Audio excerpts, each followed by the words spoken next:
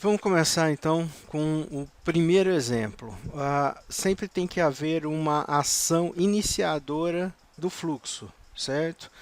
Pode ser um recebimento de um e-mail, pode ser um recebimento de um tweet, pode ser um recebimento de uma comunicação serial, enfim. Mas quando a gente quer iniciar manualmente ou fazer um teste, né, então geralmente a gente usa essa ferramenta de inject aqui. Essa ferramenta injeta informação no fluxo, tá? No flow. Então ela injeta um timestamp aqui, na verdade, tá vendo? Ó, esse aqui eu estou injetando um timestamp. Basicamente a gente já começa a ter dois elementos aqui: a mensagem, que é o MSG, que é o pacote, digamos assim, que caminha entre os nós. E esse pacote, ou seja, é um objeto MSG, ele tem vários métodos. Então eu tenho o método payload, que geralmente é o método mais importante do objeto de mensagem, é o método payload. Então nesse caso aqui, nesse nó de injeção, ele está injetando timestamp no payload. Tá? Se eu quiser, só o payload que vai, ok, já apaguei aqui o outro. Então eu posso injetar um timestamp, eu posso injetar uma string, né? NASA, por exemplo, tá? Eu posso gerar um outro, ó, payload, texto 01, space apps, tá vendo? Então, aqui eu ou posso injetar um número, né? Ou posso injetar uma string JSON, certo? Então você pode aqui injetar várias possibilidades. Esse aqui é uma expressão valiosíssima, tá? Mas agora não vai ter jeito da gente entrar em exemplos mais específicos sobre ela. Mas isso aqui é extremamente poderoso. Então vamos aqui no padrão, que é um timestamp. Vou injetar um timestamp no payload, certo? Beleza, done. Então você vê que é uma ferramenta que só tem saída, tá vendo? Então isso aqui é onde você dá o tapa para iniciar.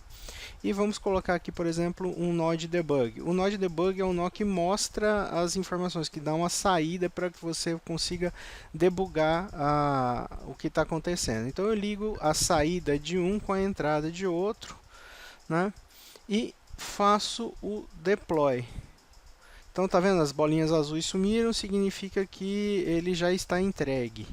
Né? E como que eu enxergo isso? Aqui na direita, do mesmo jeito que tem esse na esquerda, tem esse aqui na direita, certo? Então na direita eu tenho as informações, eu tenho o help, eu tenho o debug, aí eu tenho mais aqui os nós de configuração, eu tenho os nós de contexto, tá? Então vamos aqui parar no debug, que é onde eu quero olhar o que está sendo debugado, tá vendo? Então quando eu dou um clique aqui, ele faz um debug mostrando um timestamp, tá vendo? Conforme eu clico aqui no valor, eu posso mudar o formato do timestamp para eu ler, tá? Mas a informação é sempre a mesma.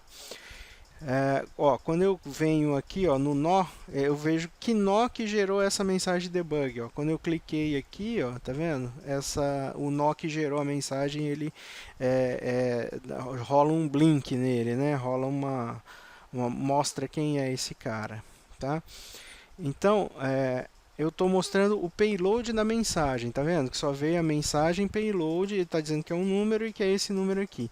Mas eu tenho outras possibilidades. Então, aqui o que a gente mais usa é mensagem e o método, ou então o complete, completo, tá vendo? Quando eu troco e entrego, ó, vamos ver agora a diferença, ó. Tá vendo? Esse aqui eu só estava mostrando o message payload. Aqui eu estou mostrando o objeto message. E aqui então eu tenho todos os métodos, né, todos os elementos aqui do payload, né, uh, então aqui eu estou mostrando todos os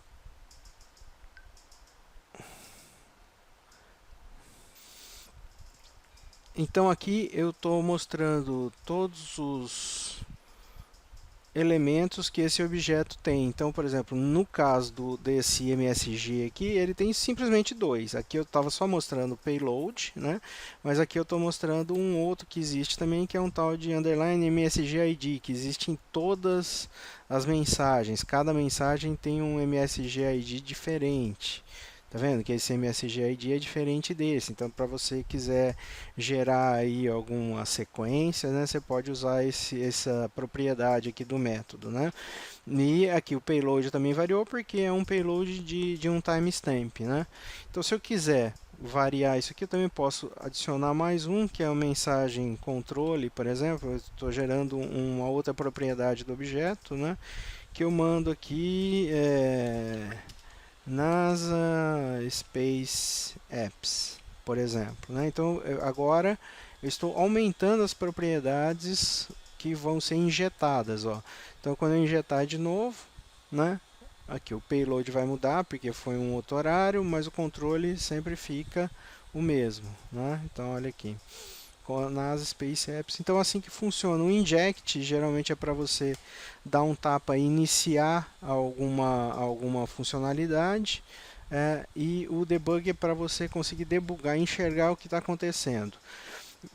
Se eu desligar aqui, ele não debuga, tá vendo? Eu não preciso necessariamente dar um deploy. Se eu ligar, aí ele debuga. Tá? Então eu posso desligar aqui, porque às vezes eu tenho dezenas de debugs dentro de um fluxo e isso pode me atrapalhar. Tá? Então só para te mostrar, só para ficar mais claro ainda, né, eu vou pegar um node function aqui, então de repente eu quero fazer uma verificação do que está entrando nessa function. Então eu gero um debug que esse elemento anterior vai entregar para a function, mas ele também vai entregar o mesmo conteúdo para o debug, entendeu? Para conseguir enxergar isso, tá? Então, vocês vão entender que vocês podem usar o debug dentro do seu fluxo para conseguir enxergar o que está acontecendo.